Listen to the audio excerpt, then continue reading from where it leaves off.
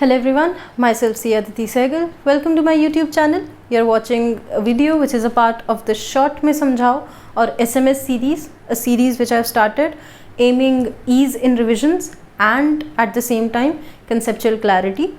So I hope it helps you. Today's topic is Theory Base of Accounting, Class 11th, Chapter 3.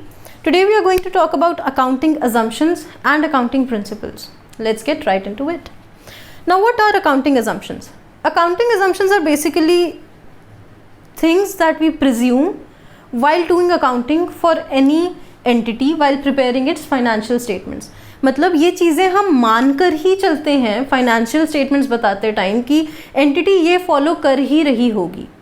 अगर in case entity इनमें से कोई भी चीज़ follow नहीं कर रही है तो एंटिटी को प्रॉपर डिस्क्लोजर देना पड़ता है अपनी फाइनेंशियल स्टेटमेंट्स में कि हाँ मैं इनमें से कुछ असम्पशंस को फॉलो नहीं कर रही हूँ. Now what are these assumptions? First is going concern assumption. Now going concern assumption basically says that the business will continue for a foreseeable period and there is no intention of closing it or scaling down its operations drastically. अपनी भाषा में बोलूँ तो अभी तो और चलेगा, मतलब बिजनेस चलता, हम ये मान के चलेंगे कि बिजनेस चलता रहेगा, अच्छा चलेगा, सालों साल चलेगा, सदाबहार. हमारा कोई इरादा नहीं है इसको आने वाले कुछ सालों में बंद करने का या इसके ऑपरेशंस बहुत ज़्यादा कम करने का. Now if you think about it, this is the reason why expenditure is classified into revenue and capital. Let's see कैसे. Now जब तुम एसेट खरीदते हो तो तुम्हें डेप्रिसिएशन का कॉन्सेप्ट तो पता होगा, ठीक है. डेप्रिसिएशन मतलब हम एसेट की कॉस्ट को उसकी यूज़फुल लाइफ में डिवाइड करके चार्ज करते हैं हर साल. विच मीन्स कि सपोज़ अगर कोई एसेट तुमने 50 लाख का ख़रीदा है, उसकी यूज़फुल लाइफ 10 साल है, तो तुम हर साल 5-5 लाख का खर्चा डेप्रिसिएशन की फॉर्म में P&L में चार्ज करते हो. मतलब हर साल ईयर 1 में 5 लाख, ईयर 2 में 5 लाख, ईयर 3 में 5 लाख. बट एक मिनट, तुमने कैसे मान लिया कि तुम्हारा बिजनेस जो है वो 10 साल चलने ही वाला है? तुम्हें कैसे पता? ओ अच्छा, तुम गोइंग कंसर्न असम्पशन मान के चल रहे हो. मतलब business will continue for a foreseeable period and there is no intention of closing it और रिड्यूसिंग इट्स ऑपरेशंस ड्रास्टिकली. अच्छा ठीक है, फिर तो करो, फिर तो तुम दूसरा एसेट लो, 20 साल का लो, 20 साल तक डेप्रिसिएशन चार्ज करते रहो. ठीक है. इन केस अगर एंटिटी का मकसद है, इरादा है अगले या उससे 2 सालों में बिजनेस बंद करने का, तो उसे प्रॉपर डिस्क्लोजर देने पड़ेंगे. उस केस में अकाउंटिंग अलग होगी. अभी तो अदरवाइज अभी तो और चलेगा. Now the second is the consistency assumption, which basically states that the accounting practices once followed have to be applied year after year consistently. अपनी भाषा में बोलूँ तो ये दोस्ती हम नहीं छोड़ेंगे, तोड़ेंगे दम मगर तेरा साथ ना छोड़ेंगे unless law states या फिर it leads to better presentation. मतलब ऐसे तो दोस्ती नहीं तोड़ेंगे, पर अगर लॉ ने ही बोल दिया कि तोड़ो तो फिर तो तोड़नी पड़ेगी. या फिर अगर बेटर प्रेजेंटेशन हो रही है कोई दूसरी अकाउंटिंग प्रैक्टिस फॉलो करके तो हम उसकी तरफ झुक जाएंगे. अगर मैं डेप्रिसिएशन की ही बात करूं एज एन एग्जांपल, तो डेप्रिसिएशन के 2 मेथड्स होते हैं, SLM और WDV. ना both of these methods are acceptable. Entity के ऊपर है उसने कौन सा फॉलो करना है अपने ऑपरेशंस के हिसाब से, नेचर के हिसाब से. Suppose entity goes for SLM, तो ऐसा नहीं है कि ईयर 1 में वो SLM लगा दे और ईयर 2 में बोलो अरे यार मेरा ना WDV लगाने का मन कर रहा है, सो यू नो व्हाट मैं WDV में शिफ्ट करूँ. नो, कंसिस्टेंसी असम्पशन के हिसाब से you will have to stick with SLM. और WDV में शिफ्ट होने के सिर्फ 2 रीजंस हो सकते हैं, या फिर तो लॉ रिक्वायर्स इट या फिर shifting to WDV leads to better presentation. उस केस में प्रॉपर डिस्क्लोजर चाहिए रहेगा, रीज़न चाहिए रहेगा कि why do you think it will lead to better presentation. ये दोस्ती हम नहीं तोड़ेंगे दम मगर तेरा साथ ना छोड़ेंगे. Now the third is the accrual assumption. Now accrual assumption basically states that the transaction has to be recorded as and when it happens and we don't have to wait for the settlement to take place. अपनी भाषा में बोलूँ तो तू पैसा करती है, क्यों पैसे पे तू मरती है. ना सपोज राम और घनश्याम बहुत अच्छे दोस्त हैं, राम ने घनश्याम को 10,000 के कपड़े सेल किए, घनश्याम बोलता है भाई मेरे पास अभी पैसे नहीं है देने के लिए, तो राम बोलता है मुझे रुलाएगा क्या तू, जब मर्जी चाहे तू पैसे दियो। तो घनश्याम बोलता है भाई तूने तो सेंटी कर दिया, पर मैं तेरे को 2 महीने बाद पैसे दूंगा। तो अब राम मंदिर की सीढ़ियाँ खटखटाता है, मंदिर का दरवाज़ा खटखटाता है, राम बोलता है भगवान मैं धर्म संकट में हूँ, मैं क्या करूँ, मैंने गुड्स तो सेल कर दिए पर पैसा तो मेरे पास 2 महीने बाद आने वाला है, ये सेल मैं कब रिकॉर्ड करूँ, आज रिकॉर्ड करूँ, सपोज 28 फरवरी आज रिकॉर्ड करूं, या 2 महीने ख़त्म होने का वेट करूं और 30 अप्रैल को जब पैसा आएगा तब रिकॉर्ड करूं, भगवान बता मैं क्या करूं। तो भगवान बोलता है वत्स, इसका जवाब मैं अक्रूवल अजम्पशन में ऑलरेडी दे चुका हूं। A transaction has to be recorded when it happens, you don't have to wait for settlement to take place. तो जा सिमरन जा, 28 फेब की सेल रिकॉर्ड कर दे, तू पैसा मत कर वत्स, तू पैसे पे मत मर वत्स, 28 फेब को रिकॉर्ड कर। सो 3 assumptions, गोइंग कंसर्न अभी तो और चलेगा, कंसिस्टेंसी ये दोस्ती हम नहीं तोड़ेंगे दम मगर तेरा साथ ना छोड़ेंगे, अनलेस लॉ रिक्वायर्स इट या it leads to better presentation. और थर्ड अक्रूवल assumption, तू पैसा करता है, क्यों पैसे पे तू मरता है Vats. Now we move on to the principles part, accounting principle, the norms which have to be followed, the rules which have to be followed while doing accounting for any entity। 11 rules हैं, quickly we'll go through it, सब समझ आएगा। First is the business entity principle, very easy, business is considered to be separate from its owners। Owner business में पैसा लगाता है capital की form में, और बिजनेस के लिए वो कैपिटल इंटरनल लायबिलिटी है ओनर के प्रति, ओनर क्रेडिटर है बिजनेस का to the extent of capital contributed, और बिजनेस ओनर को प्रॉफिट कमा के देगा उस कैपिटल के बदले में। जो भी ट्रांजैक्शंस रिकॉर्ड होंगी वो बिजनेस के पॉइंट ऑफ व्यू से होंगी, ओनर के पॉइंट ऑफ व्यू से नहीं, because business is separate, owner is separate, books business की बन रही हैं, ओनर की नहीं। This is the business entity principle. Now second is the money measurement principle, which basically states that only those transactions will be recorded which have some money component to it. Now don't get it confused with the accrual assumption which states कि transaction record तब होगी जब वो हुई, settlement या cash आने का wait नहीं करेंगे। मनी मेजरमेंट सिंपली स्टेट्स कि कैश प्रेजेंट होना चाहिए, वो ये नहीं बोल रहा कि अभी दो अभी दो अभी दो, नहीं, अभी नहीं दो, बेशक तुम 2 महीना बाद दो, पर दो, कैश होना चाहिए इन्वॉल्व कहीं ना कहीं। अगर कैश इन्वॉल्व नहीं है तो वो अकाउंटिंग के एम्बिट में ही नहीं आएगी। अकाउंटिंग की डेफिनेशन भी बोलती है कि सबसे पहला स्टेप होता है आइडेंटिफाई करना कि क्या वो अकाउंटिंग की एलिजिबिलिटी क्राइटेरिया को क्वालिफाई करता है, और अगर पैसा इन्वॉल्व नहीं है तो नहीं करता है। इट मीन्स कि इसकी एक लिमिटेशन ये है कि क्वालिटेटिव एस्पेक्ट्स आर इग्नोर्ड। अगर कोई ट्रांजैक्शन ऐसी है जिसमें पैसा इन्वॉल्व नहीं है तो वो चीज़ रिकॉर्ड नहीं होगी। फॉर एग्जाम्पल, तुम बैलेंस शीट में अदिति को एसेट नहीं दिखाओगे, भले ही अदिति 50 लाख की सेल करा रही है बिजनेस की हर साल, पर क्योंकि इसको तुम पैसे से, अदिति का तुम कीमत नहीं लगा सकते, Aditi is precious, Aditi is invaluable, तो इसलिए वो एसेट्स में रिकॉर्ड नहीं होगा। क्वालिटेटिव एस्पेक्ट है इसलिए, ठीक है, तो इट इग्नोर्स क्वालिटेटिव एस्पेक्ट्स। और second, it assumes that the value of money is static. मतलब अगर तुमने सुना होगा अपने पेरेंट्स को बोलते हुए, हमारे ज़माने में कॉलेज की फ़ीस 5 रुपए थी, हम इतनी मुश्किल से पे करते थे और हम नदी पार करके स्कूल जाते थे। इसमें सबसे वियर्ड बात ये लगती है कि 5 रुपये पे करने में क्या हो रहा था, राइट? क्योंकि आज के हिसाब से 5 रुपये कुछ नहीं है, बट उस टाइम के हिसाब से 5 रुपये बहुत होते थे। Why is that so? Because उस टाइम 5 रुपये की वैल्यू बहुत ज़्यादा थी, बट जैसे जैसे टाइम आगे बढ़ता गया, महंगाई बढ़ती गई, पैसे की वैल्यू कम होती गई, और आज उस 5 रुपये की कोई वैल्यू नहीं है, ठीक है।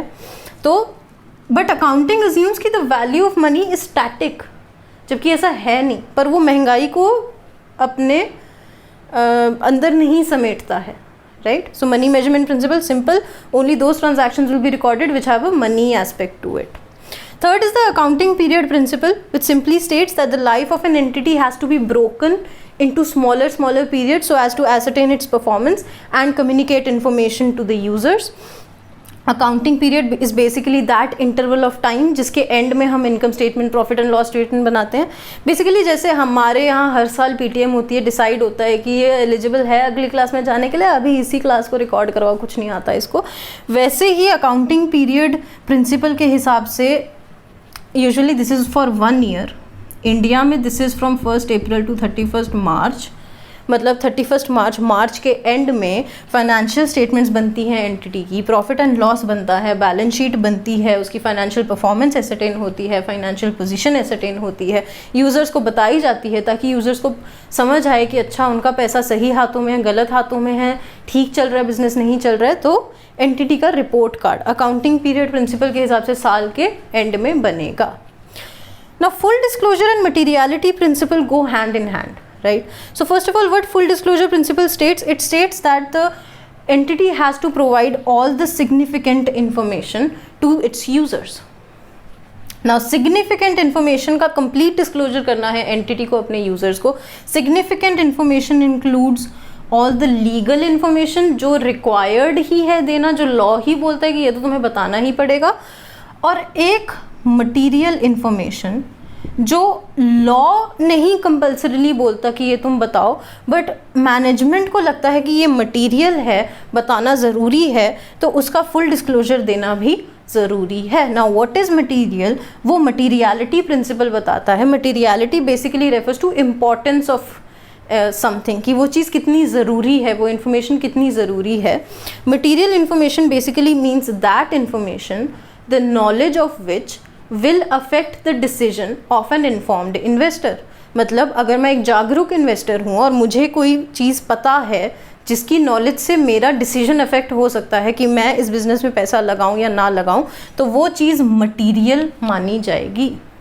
Now it is a matter of judgement, management की जजमेंट है, और वो जजमेंट किस बेसिस पे होएगी? या तो नेचर ऑफ इंफॉर्मेशन के बेसिस पे, या तो अमाउंट इन्वॉल्व। हो सकता है कोई चीज़ एक एंटिटी के लिए मटेरियल है, दूसरी के लिए मटेरियल ना हो। अगर किसी एंटिटी की टर्नओवर सिर्फ 5 लाख रुपए ही है तो उसके लिए 1 लाख का एक्सपेंडिचर बहुत बड़ी बात है, पर वहीं अगर किसी एंटिटी की टर्नओवर 500 करोड़ है तो उसके लिए 1 लाख का खर्चा कुछ नहीं है उसके लिए, ठीक है। तो नेचर और अमाउंट के हिसाब से मटीरियलिटी डिसाइड की जाएगी, मैनेजमेंट की जजमेंट के हिसाब से। अगर वो चीज़ मटीरियल है तो उसका फुल डिस्क्लोजर देना ज़रूरी है। Now the next is prudence or conservatism principle. It's a very important principle which states that the entity does not anticipate the profits, but it has to provide for all possible losses. It means कि अगर suppose मेरा दोस्त मेरे पास आके बोलता है कि यार 2 साल में ना मैं अपना बिज़नेस खड़ा करूँगा और मैं अपने बिज़नेस के सारे कॉन्ट्रैक्ट तुझे दूंगा, मैं भी पैसा कमाऊँगा, तू भी पैसा कमाना, मज़े मारेंगे, पार्टी करेंगे। तो हम आज ही रिकॉर्ड करने नहीं बैठ जाएंगे कि 2 साल बाद पोटेंशियल सेल, वाह, नहीं, वील वेट, 2 साल होने दो, देखने दो, अगर तब सेल होती है तो रिकॉर्ड कर लेना। बट ऐसा क्यों? ऐसा कंजर्वेटिज्म प्रिंसिपल की वजह से। But at the same time conservatism principle ये भी बोलता है कि अगर तुम्हें आज ही लग रहा है कि 2 साल बाद तुम्हारा पैसा कोई टांका मारने वाला है तुम्हारे पैसे को, या तुम्हारा पैसा कोई मारने वाला है, नहीं मिलने वाला है, फंसने वाला है, तुम्हें आज इंडिकेटर दिख रहे हैं, तो भाई you have to provide for that loss, provision बनाओ। यही रीज़न है, सबसे जो कॉमन प्रोविज़न हमें प्रोविज़न फॉर डाउटफुल डेट देखने को मिलता है, वो इसी रीज़न, इसी प्रिंसिपल की वजह से देखने को मिलता है। क्या है प्रोविज़न फॉर डाउटफुल डेट? तुम्हें आज लगता है कि तुम्हारा डेटर जो है वो पैसे नहीं देने वाला, तो तुम आज ही कुछ प्रोविज़न बना देते हो अपनी जजमेंट के हिसाब से, ताकि प्रॉफिट एंड लॉस पे एकदम से हिट ना पड़े उस लॉस का, ठीक है। तैयारी लॉस की करते हैं हम, राइट। तो वो प्रोविजंस क्यों बनते हैं? कंजर्वेटिज्म प्रिंसिपल की वजह से बनते हैं। अब ऑब्वियसली अगर तुम एक ऐसा लॉस के लिए प्रोविजन बना रहे हो जो अभी तक हुआ ही नहीं है, तो it can lead to overstatement of your liability side. या तो प्रोविजन एसेट की वैल्यू से कम होता है, या तो लाइबिलिटी वाली साइड पे दिखाया जाता है। In any case it leads to increase in overstatement of liabilities. So it has to be used very carefully, ताकि ना ही तुम प्रॉफिट एंटिसिपेट करके कोई रोज़ी पिक्चर बताओ कि बहुत अच्छा चल रहा है, जबकि कुछ है ही नहीं, हवा में ही है सब, हवाई किले भी नहीं बनाने। और एट द सेम टाइम इतनी भी लाइबिलिटीज़ ओवरस्टेट मत कर दो कि मतलब सबको एक गलत अंदेशा जाए, एक ऐसी इन्फॉर्मेशन जाए जो सच है ही नहीं, right. So use it very carefully to present a true and fair view of the financial statements. Now the next is the historical cost principle. Historical cost principle, नाम में हिस्ट्री है, इतिहास, पुराना। Historical cost principle simply states कि जिस cost पे तुमने transaction की है ना, उसी कॉस्ट पे तुम उस ट्रांजैक्शन को बुक करोगे और उस ट्रांजैक्शन की सब्सिक्वेंट अकाउंटिंग भी उसी कॉस्ट, उसी हिस्टोरिकल ऐतिहासिक कॉस्ट पर होगी। मतलब सपोज अगर 3 साल पहले तुमने 10 लाख का कोई एसेट खरीदा था जिसकी यूज़फुल लाइफ 10 साल है, दैट मीन्स हर साल 1-1 लाख की डेप्रिसिएशन चार्ज कर रहे हो तुम, तो 3 साल बाद उसकी वैल्यू रह गई 7 लाख, राइट। ये है बुक वैल्यू। बट वो मशीन में अब स्क्रैच लग चुके हैं, जंग लग चुके हैं, ईयू पुरानी, तो मतलब मार्केट में ना उसकी वैल्यू 5-6 लाख से ज़्यादा नहीं है मार्केट वैल्यू। पर हिस्टोरिकल कॉस्ट प्रिंसिपल के हिसाब से ना तुम्हें इससे कोई मतलब ही नहीं है। तुम्हारी ऐतिहासिक कॉस्ट थी 10 लाख, उस पर डेप्रिसिएशन चार्ज की तुमने 1-1 लाख की, 7 लाख हो गया बुक वैल्यू, वही उसी पे वो एसेट आगे दिखाया जाएगा, भाड़ में जाए क्या मार्केट वैल्यू है, हमें बिल्कुल नहीं फ़र्क पड़ता। हिस्टोरिकल कॉस्ट, ऐतिहासिक कॉस्ट वही चलेगी, वही चलेगी।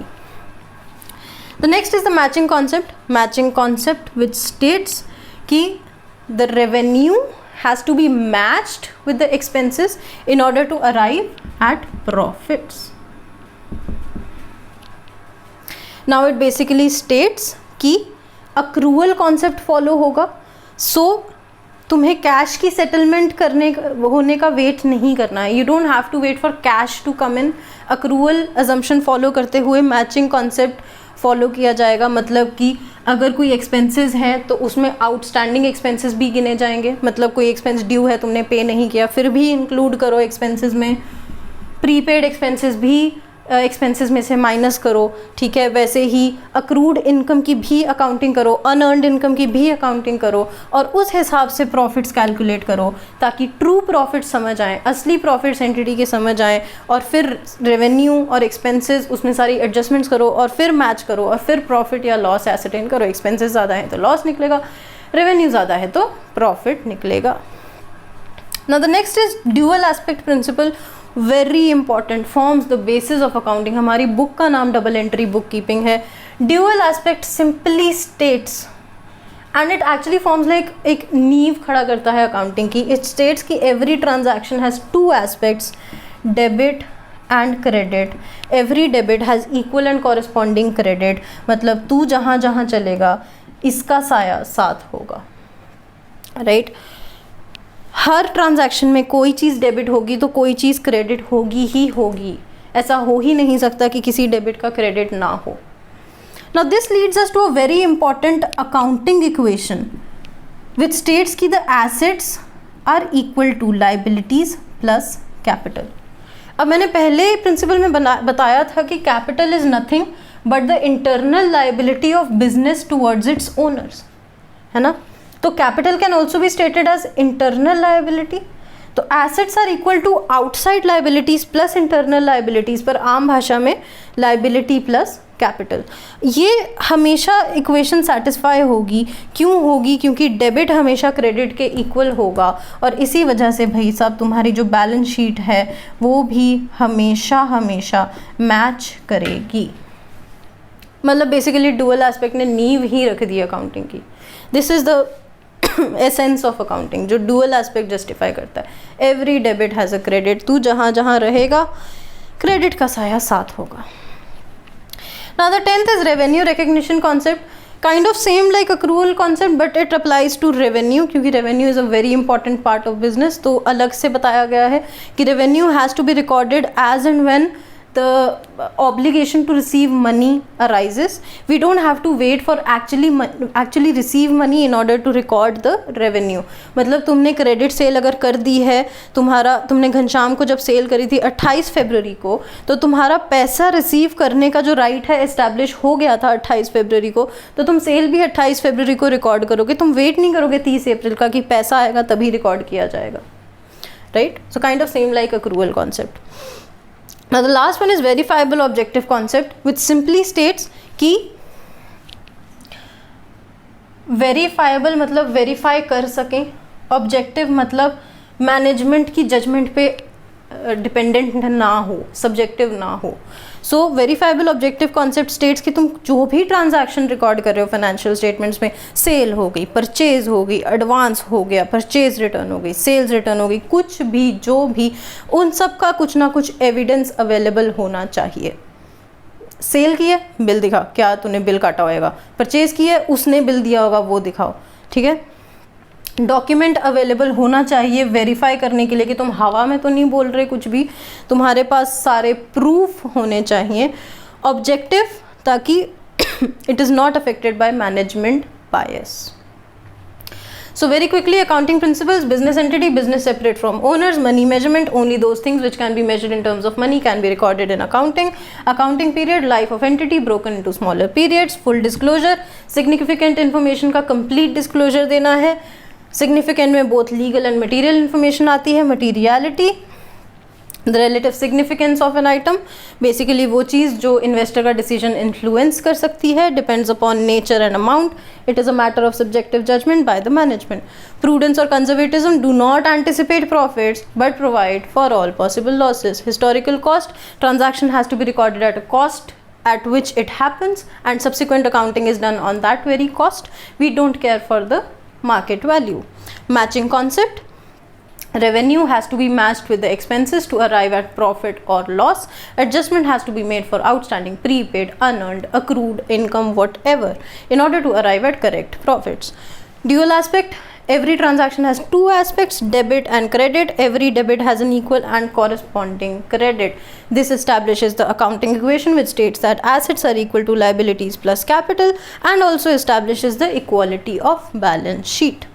Revenue recognition principle, revenue has to be recognized when the right to receive money is achieved. We don't have to wait to achieve the money in order to record it in the financial statements. 11th is verifiable objective concept, which simply states that all the transactions have to be evidenced by some document, some voucher, some bill, some memo, whatever, so that it is free from subjective and management bias. So that was it for today. I hope you liked the video. कैसा लगा comment में बताओ, and sayonara.